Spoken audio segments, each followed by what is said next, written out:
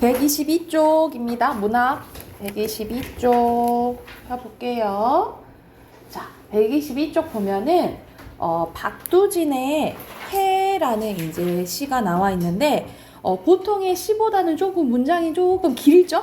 조금 길어서 왼쪽에 보면은 자유시, 서정시, 산문시로도 봐요. 약간 줄글의 형태로 돼 있어서 산문시라고 보는데 자, 박두진의 시입니다. 박두진 하면 여러분 일제강점기 때 또 생각을 하시면 돼요. 그래서 왼쪽에 보면은 조지훈, 박목월과 함께 청록파로 이제 분류되는 시인 중에 한 명입니다. 그래서 보통 일제강점기를 이제 벗어나고자 하는 조국의 광복에 대해서 시를 많이 쓴 사람이라고 생각하시면 돼요. 이 시도 마찬가지야. 그래서 이제 같은 맥락으로 보시면 될 것 같아요. 자, 첫 번째 보면 해야 솟아라, 해야 솟아라, 말갛게 씻은 얼굴 고운해야 솟아라. 여기서 해한테 얼굴이 어딨어, 그치? 근데 말갛게 씻은 고운해야 이렇게 표현했네, 그치?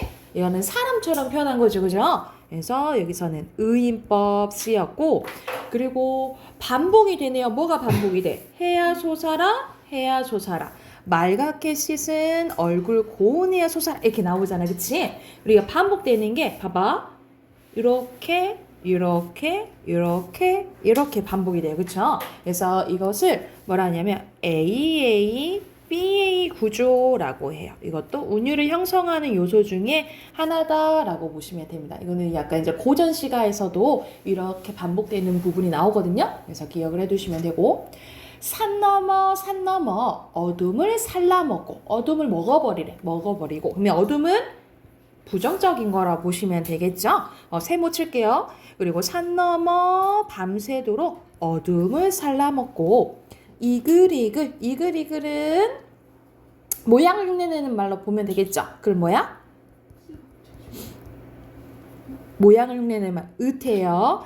애띤 얼굴 고운해야 솟아라고 반복됐네. 그래서 여기서는 뭐뭐하고 비슷한 문장 구조도 반복이 돼요. 이런 것들 다 반복되면 뭐 형성해줘요? 운율 형성해준다 라고 보시면 됩니다. 그래서 이런 어둠을 먹고 해야 솟아라 라고 바라고 있어요. 이런 식으로 반복됐다라는 그것을 강조하기 위한 거죠. 그쵸? 그래서 여기서는 화자의 소망을 강조하고 있다라고 보시면 됩니다. 달밤이 싫대. 밤도 부정적인 거죠. 달밤이 싫어. 눈물 같은. 뭐뭐 같은 무슨 법이야? 직유법이죠, 그죠? 눈물 같은 골짜기에 달밤이 싫어. 아무도 없는 뜰에 달밤이 싫대요. 그래서 여기서도 이제 계속 반복이 되고, 아무도 없는 뜰이라고 하니까 여기서는 이제 말 그대로 부정적이고 고독한 현실을 의미한다라고 보시면 됩니다. 아무도 없다라고 하니까 좀 외로운 상황을 의미한다라고 보시면 돼요. 해야 고운해야 네가 오면, 이렇게 너라고 표현하는 것도 여러분 의인법이에요. 네가 오면, 네가 정말 온다고 한다면 뭐뭐 사, 이거는 이제 강조하는 말이에요. 나는 시적 화자 직접적으로 나타나 있네요. 나는 청산이 좋아라. 여러분, 청산은 긍정적인 시어예요. 그래서 여기서는 내가 바라는 이상적인 공간이라고 보시면 됩니다. 그래서 이상향, 그리고 다 함께 즐겁게 지내는 화합의 세계를 의미한다라고 보시면 돼요. 헐헐헐 기슬치는, 헐헐헐도 모양을 흉내내는 말이니까 의태어겠죠, 그쵸? 기슬치는 청산이 좋아라. 청산이 있으면 나는 홀로라도 좋대. 사슴을 따라. 여기서 사슴은 보통 약한 이제 동물이라고 생각하시면 되거든요. 그래서 약자를 대표한다라고 보시면 돼요. 사슴을 따라 양지는 햇볕이 드는 거니까 밝은 세상을 의미한다라고 보시면 돼요. 긍정적인 거야. 양지로 사슴을 따라. 사슴을 만나면 사슴과 놀 거래. 그리고 칙범은 사슴을 약간 잡아먹을 수 있는 강자죠, 그쵸? 이 칙범을 따라 칙범을 만나면 측범과 놀 거래. 그래서 자, 이 화자가 생각하는 세상은 이 약자랑 강자가 같이 놀 수 있는 공간을 얘기를 하는 거예요. 그래서 이 화자가 바라는 세계는 약자, 말 그대로 약자와 강자가 함께 어울려 지내는 화합과 공존의 세계라고 보시면 됩니다. 약자와 강자가 함께 어울려 지내는 화합과 공존의 세계를 바란다라고 보시면 돼요. 그래서 또 마지막에 강조됩니다. 해야 고운해야 해야 솟아라 꿈이 아니래도 너를 만나면. 자, 꽃도 새도 짐승도 한 자리에 앉아. 그러니까는 이렇게 다 화합하면서 지내는 거예요. 워이 워이, 이거는 부르는 소리죠. 소리를 흉내내는 말은 뭐지? 성어. 그렇지. 모두 불러 한 자리에 앉아 애띠고 고운 날을 우리 누려보자, 즐겨보자 라고 얘기하는 거예요. 그래서 이 애띠고 고운 날은 말 그대로 화합과 공존의 세계로 공존의 세계로 궁극적으로 화자가 바라는 세상을 얘기한다 라고 보시면 돼요. 그래서 지금 딱 하고 싶은 말이 뭐야? 이런 부정적인 현실을 벗어나서 좋은 날이 왔으면 좋겠다 라고 얘기를 하는 거잖아요. 그쵸? 그렇게 보시면 되고, 시대적으로 보면 당연히 해는 뭘 의미하겠어? 조국의 광복. 그렇지. 광복과 독립을 의미한다 라고 보시면 될 것 같아요. 그래서 밑에 주제 쓰고 해당하는 문제 풀게요. 주제는 화합과 평화의 세계에 대한 소망입니다. 화합과 평화의 세계에 대한 소망 써놓으시면 될 것 같아요. 그리고 선생님이 동그라미 친 거, 뭐 세모 친 거는 상반된 거라 생각하시면 돼요. 동그라미인 건 긍정적인 거, 세모는 부정적인 거야. 참고하면서 옆에 문제 풀어볼게요. 124쪽까지 푸시면 되겠죠?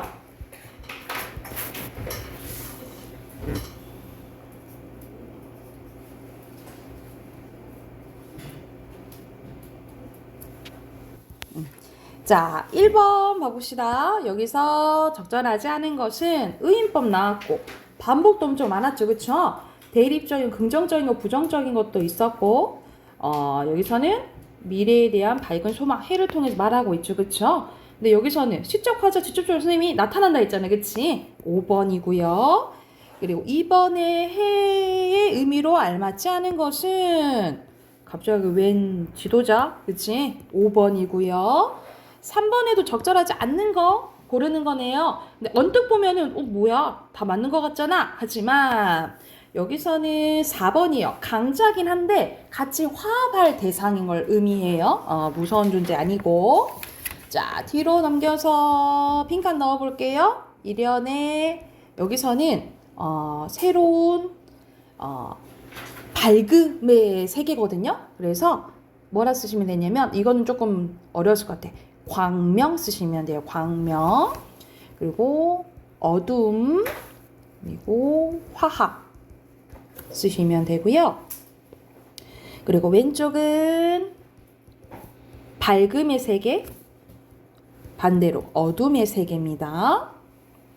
그리고 마지막 평화입니다. 이거 됐을까요? 오케이. 비문화 꺼내볼게요.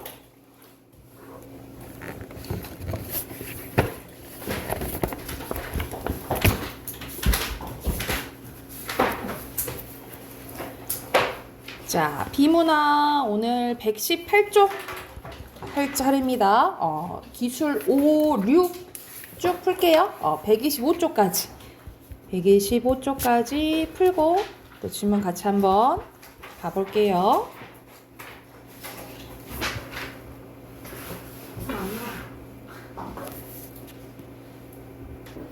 같이 한번 봐볼까요? 우리 118쪽 같이 한번 봐봅시다. 여기서는 선풍기에 대한 설명 나오네요. 첫 번째 문단부터 보면 회전 날개를 돌려 발생된 바람으로 더위를 쫓겠다는 아이디어 제품은 1850년대 최초로 등장했는데 이전의 귀족들은 하인이나 노예를 쉽게 부채를 흔들게 했던 것을 기계로 대체했다는 것이다. 우리 예전에 이렇게 옆에서 이렇게 하던 사람들 이제 생각이 나죠? 이때 당시의 동원력은 태엽이었는데요. 전기로 작동되는 선풍기는 1882년 미국에서 최초로 개발됐는데 이 선풍기의 날개수는 2개였대요. 이후 선풍기를 천장에 단다든지 혹은 날개수를 서너 개로 늘린다든지 하는 등의 개선이 있었지만 전기의 힘으로 날개를 돌려 바람을 만든다는 기본 개념은 오랫동안 변하지는 않았대요. 그런데 2009년 그래 얼마 안 됐네 그지? 어느 회사가 혁신적인 선풍기를 새로 출시했는데 놀랍게도 이 선풍기에는 회전 날개가 없었대. 이름하여 날개 없는 선풍기였습니다.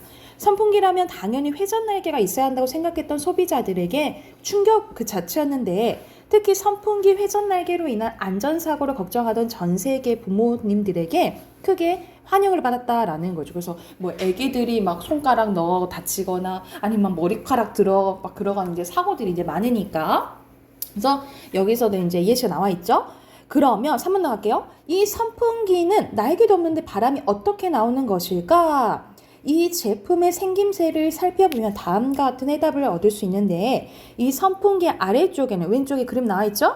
아래쪽에는 원통 모양의 지지대가 있고 그 위에 반지처럼 가운데가 뻥 뚫린 둥근 고리가 올려져 있습니다. 그리고 아래쪽에 원통 지지대 안에 전기 모터와 팬이 설치되어 있는데 전기 모터는 팬을 돌려 원통 측면의 작은 구멍들을 통해 공기를 빨아들이는데 이 공기가 비행기 날개 모양을 닮은 속이 빈 둥근 고리 내부를 지나는 동안에 공기의 흐름이 빨라지게 되고 이 공기가 둥근 고리의 안쪽 면과 바깥 면 사이의 작은 틈을 통해서 강하게 바람이 나온다 이 말이야. 빨아들이고 여기를 통해서 나오는 거죠. 이 과정에서 둥근 고리 바깥쪽에 있는 주변 공기가 고리 안쪽으로 유입되어 고리를 통과하면서 강한 기류가 생기게 되는데 이때 만들어진 공기의 양은 팬에 의해 처음 만들어진 것보다 15배나 증폭된 것이기 때문에 엄청 빠른 속도로 분출된다라는 거죠. 그래서 여기서는 어떻게 이제 날개 없이 이 바람이 나온지 그 원리가 나와 있다라고 생각을 하시면 되겠죠. 날개 없는 선풍기는 바람을 부드럽게 분출할 수 있는 장점이 있는데요. 기존의 선풍기는 회전 날개의 공기 흐름이 단절되기 때문에 선풍기를 마주보고 하고 말하면 소리가 끊기지만 애들이 이런 노래 많이 하죠. 하고 날개 없는 선풍기는 회전 날개 없어서 마주보고 말해도 소리가 끊어지지 않습니다. 이는 날개 없는 선풍기의 둥근 고리의 내 외부 생김새가 바람이 끊어지지 않고 자연스럽게 분출되는 것을 극대화하도록 디자인되어 있다라고 보시면 되겠죠. 자, 혹시 여기까지만 읽어도 밑에 있는 문제 2개 풀 수 있거든요. 1번에 알맞지 않는 것은 1문단 보면 날개 선풍기를 천장에 단다든지 이런 식으로 날개 수를 서너 개 늘린다든지 이런 식으로 개선이 있었는데 바람의 세기와 관련된 것은 안 나있죠. 그렇죠. 2번이고요. 그리고 2번에 3문단 보면은 그 고리가 어떤 걸 닮다 했어? 비행기의 날개 모양 닮았다 했잖아. 그쵸? 그래서 가장 적절한 것은 5번이고요. 자, 뒤로 넘기면 해당 내용 문단별로 있는 거 나오네요. 이렇게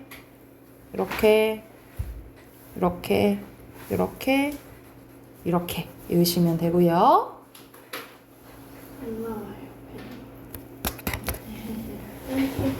됐나요?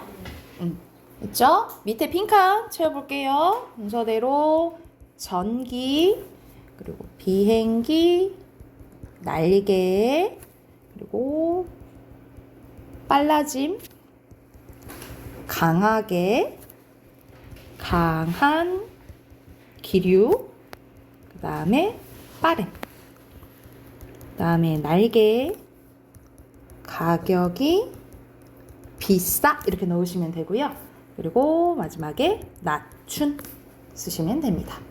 그래서 여기 맥락에 맞게 이렇게 쓰시면 되고요. 그 다음 오른쪽에 어휘 갈게요. 순서대로 미음, 디귿, 기역, 리을, 니은입니다.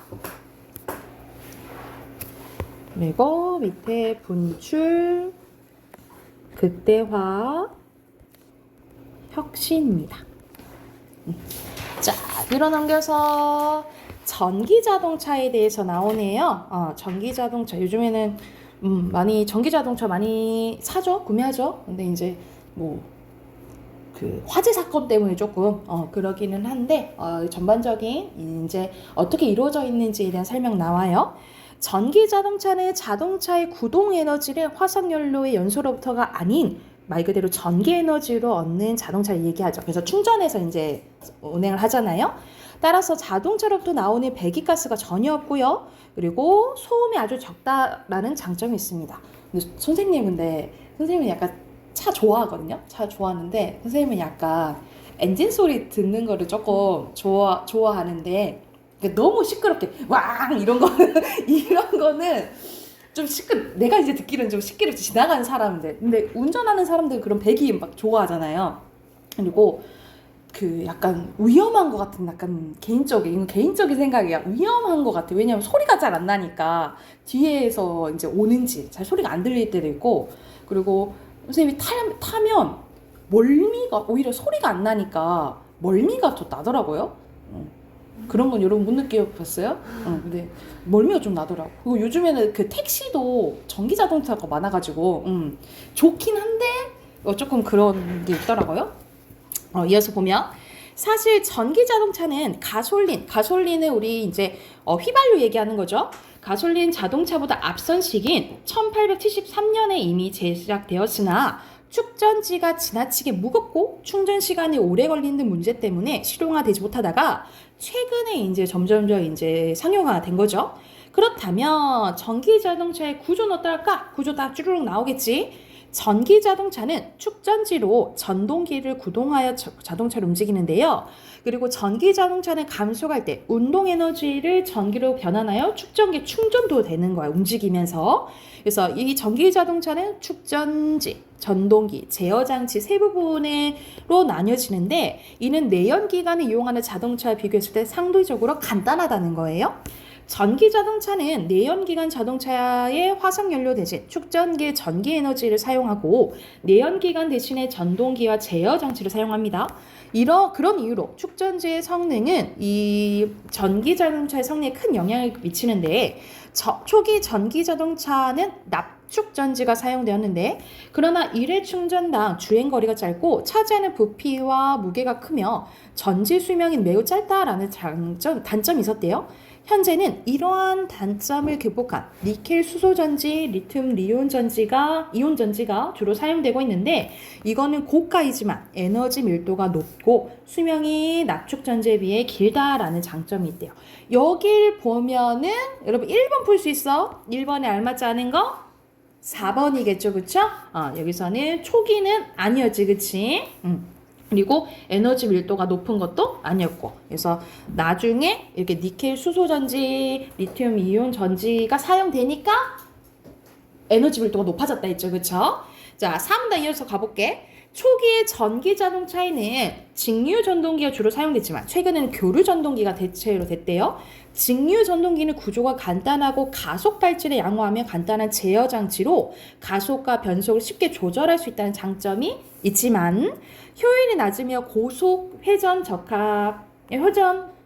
적합하지도 않고 크기가 크다는 단점이 있대요.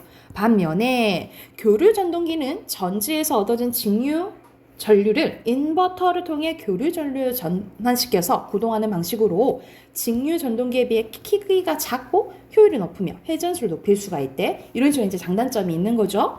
전기 자동차는 내연기관 자동차는 전혀 다른 방식의 제어 특성을 갖고 있는데요. 전기 자동차는 내연기관 자동차와 달리 공회전이나 정지할 때는 동력을 차단하는 클러치와 같은 장치를 둘 필요가 없고 이 전동기를 구동하는 전류의 방향 반대로 하기만 하면 차량의 역방향을 간단하게 움직일 수 있기 때문에 역전 기어 장치가 필요하지 않대요. 따라서 이 전기 자동차를 제어하기 위해서는 전동기의 회전 속도와 방향들을 제어할 수 있는 뭐만 있으면 돼? 전자식 제어 장치만 있으면 된대요. 그래서 이거와 관련된 문제가 2번이에요. 적절한 건 몇 번이야 그러면? 그쵸, 5번이겠죠. 전자식 제어 장치만 있으면 된다 했잖아. 이해됐죠? 그리고 3번은 보여준다는 거잖아. 이건 보여준다. 같은 맥락은 뭐예요? 그렇죠. 5번입니다. 뒤로 넘겨서 해당하는 것도 있는 거 문제 나오네요. 이렇게 이으시면 되고요. 밑에 빈칸. 네, 저 아직 위에 네.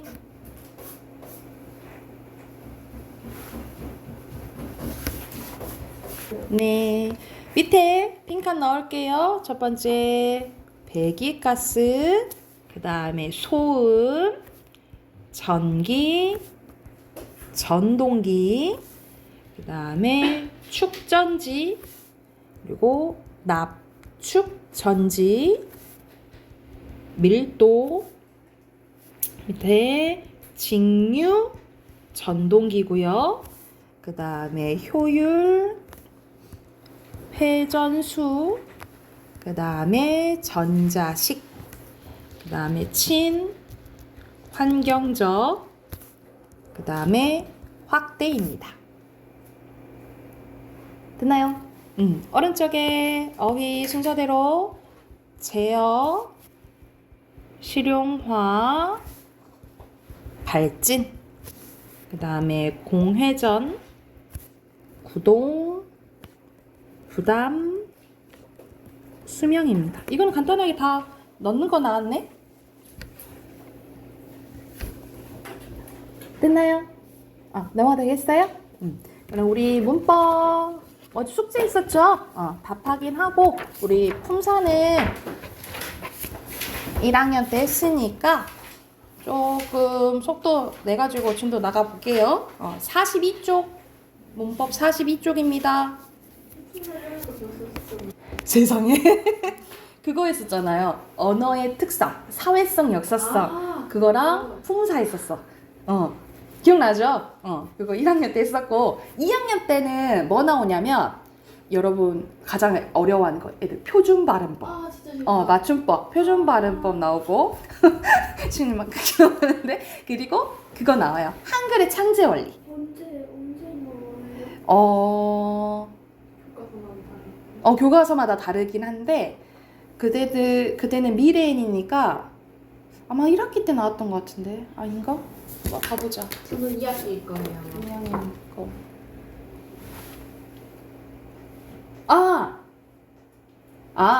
1학기 때 미래에는 1학기 때는 한글 나오고요. 한글 창제. 너 그 발표하고 있다 했잖아. 그 다음 단계 한글이에요. 그리고 표준 발음법 2학기 때 나온다. 표준 발음법 2학기. 다행이야? 여기 나와서. 그래서 이게 교과서마다 달라서 한번 봐봐야 될 것 같아요. 천재도 봐볼까? 천재가 저희예요? 네. 천재는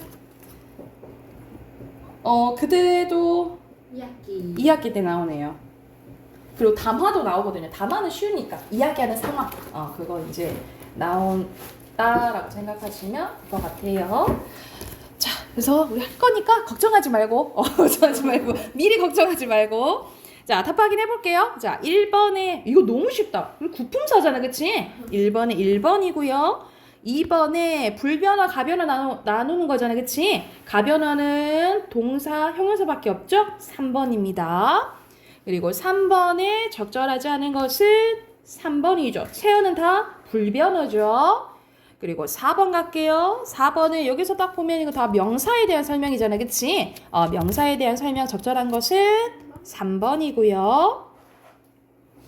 그리고 5번에 홀로 쓰일 수 있고 자립명사 얘기하죠.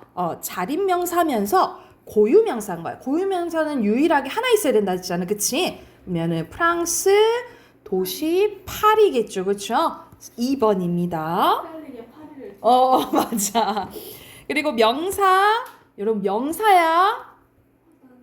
화단, 꽃, 송이, 따름까지. 따름은 의존명사예요.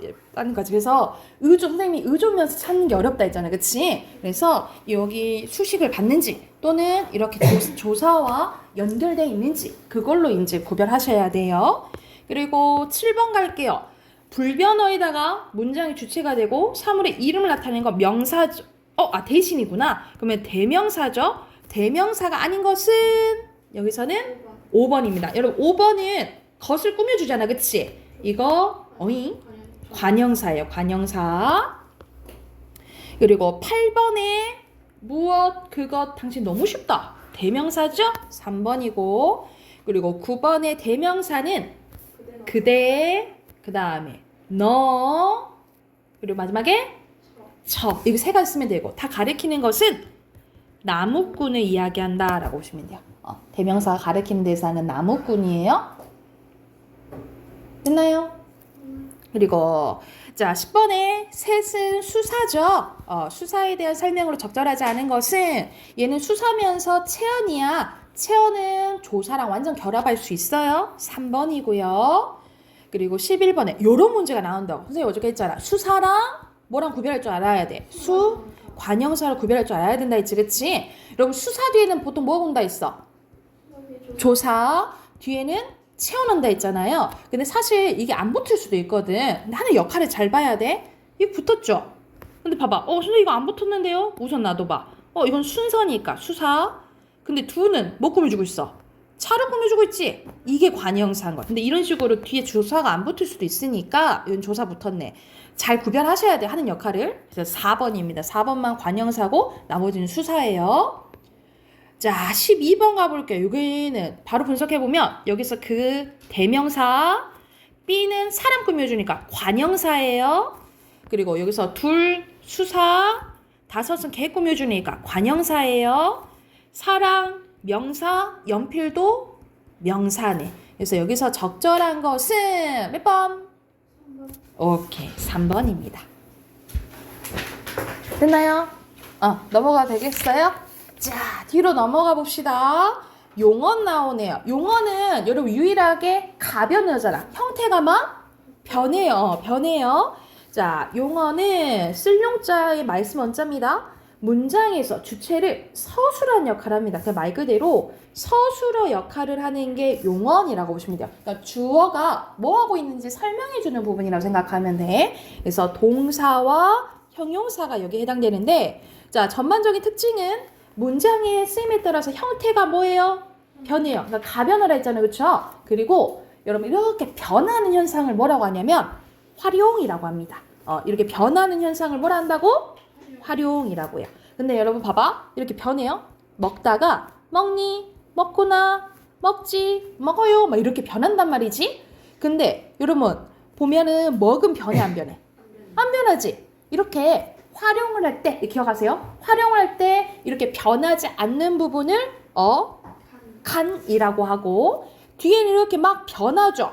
변하는 부분을 어미라고 해요. 이해됐나요? 다시 활용할 때 변하지 않는 부분을 간이라고 하고, 변하는 부분을 어미라고 한다라고 보시면 됩니다. 그래서 밑에 정리되어 있어요. 그래서 어간과 어미 이제 구별을 하시고, 자 밑에는 동사에 대한 설명 나와 있네요. 동사는 말 그대로 사람이나 사물의 움직임이나 작용이 나타내는 거예요. 그래서 종류가 자동사와 타동사 나와 있는데 사실 요거는 외울 필요 없어요. 여러분 자동사, 타동사는 영어에서 많이 들어봤지, 그치? 말 그대로 문장에 쓸 때 주어만 필요하면 자동사고요. 주어랑 목적어가 필요하면 타동사라고 보시면 됩니다. 근데 이거는 뭐 굳이 외울 필요는 없고, 밑에 형용사의 종류는 알아야 돼요. 자, 형용사는 사람이나 사물의 성질이나 상태 나타나는 거야. 그래서 종류가 두 가지가 있어요. 성상 형용사와 지시 형용사가 있는데, 여러분 성상은 어렵게 생각하지 말아요. 성질과 상태의 줄임말이야. 성질과 상태의 줄임말에서 성상 형용사라고 하는 거예요. 그리고 지시는 가리키는 거잖아, 그치? 그래서 이러하다, 그러하다, 저러하다만 지시 형용사고, 나머지는 다 성상 형용사라고 생각하시면 됩니다. 이러하다, 그러하다, 저러하다만 지시 형용사고, 나머지는 뭐라고? 성상 형용사예요. 자, 그리고 중요한 부분. 여기 별표. 자, 어떤 문제가 나오냐면 동사랑 형용사를 구별하는 문제가 나와요. 왜냐면 가끔 가다가 헷갈리거든요. 헷갈릴 때가 있는데 자, 가장 구별하는 방법이 나오네. 첫 번째, 현재 시제를 나타내는 니은과 는과 결합할 수 있으면 동사 아니면 형용사고요. 명령형음이 알아어라랑 결합할 수 있으면 동사 아니면 형용사고요. 청유형음이 뭐뭐 자와 결합할 수 있으면 동사 아니면 형용사예요. 선생님 예뻐라 되잖아요. 근데 예뻐라가 너 예뻐져라 이 의미가 아니잖아. 예뻐라라는 그 감탄의 의미잖아. 그치? 그러니까는 명령형이랑 청유형은 형용사랑은 안 붙어요. 이렇게 생각하시면 되는데 그래도 약간 헷갈릴 때가 있어. 그럴 때 가장 구별하는 방법이 첫 번째예요. 근데 니은만 결합하면 안 돼. 왜냐면 선생님 예쁨 되잖아요. 그러니까 이렇게 헷갈리잖아. 그러니까 여러분 니은다나 는다를 넣어야 돼요. 예쁜다 이상하지. 그래서 안 되면 말이 안 되면 형용사, 말이 되면 동사라고 생각하시면 돼요. 자, 선생님 얘 들어볼게. 없다는 뭘까? 동사일까 형용사일까? 없는다. 안 돼. 어색하죠? 얘는 형용사예요. 있다는요? 동사. 있는다. 선생님 있는다 되잖아요. 근데 이건 상황에 따라 달라요. 예를 들어서 책이 책상에 있다. 이거는 상태죠. 그럴 땐 형용사예요. 근데 나 잠깐 여기 있다가 갈게. 이때는 동사예요. 그러니까 이거는 형용사로 쓸 때도 있고 동사일 때도 있는 거야. 이해됐어요? 여러분 크다는요? 형용사. 형용사. 우리 보통 형용사예요. 왜냐하면 예를 들어서 정하는 키가 크다. 그러면 상태에 나타내는 거야. 그때는 형용사야. 근데 식물이 쑥쑥 큰다 할 때 있죠. 그 큰 그 과정을 얘기하는 거잖아. 그럴 때는 동사예요. 이것도 형용사일 때 있고 동사일 때도 있어. 그러니까 이 상황에 따라 잘 보셔야 돼요. 이해됐나요? 이거 문장 전체 맥락을 봐야 돼. 그래서 동사와 형용사 가장 큰 구별법은 뭐 넣어보라고? 니은다나 는다 넣어보라고. 그래서 말이 되면 뭐? 동사, 안 되면 형용사. 이거 기억하시면 돼요. 그러면 모든 문제 다 풀 수 있어. 이해됐죠? 그러면 옆에 또 바로 문제 쭉 풀어볼게요. 47쪽까지 풉시다.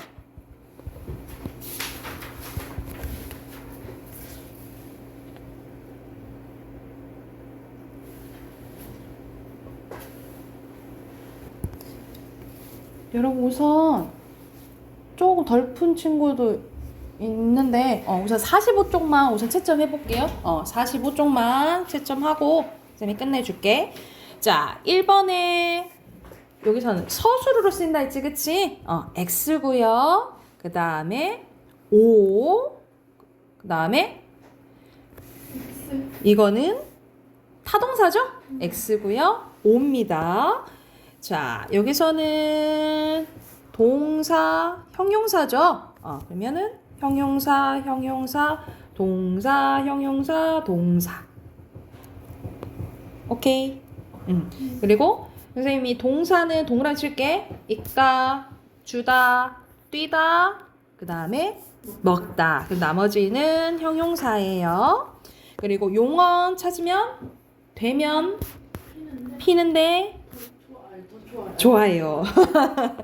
그리고 밑에 빈칸 용언, 동사, 형용사, 활용, 자동사. 그리고 자동사입니다. 뒤에 47쪽까지 숙제로 해올게요. 그리고 단어 16강 외워오시면 되겠죠? 여기까지 할게요.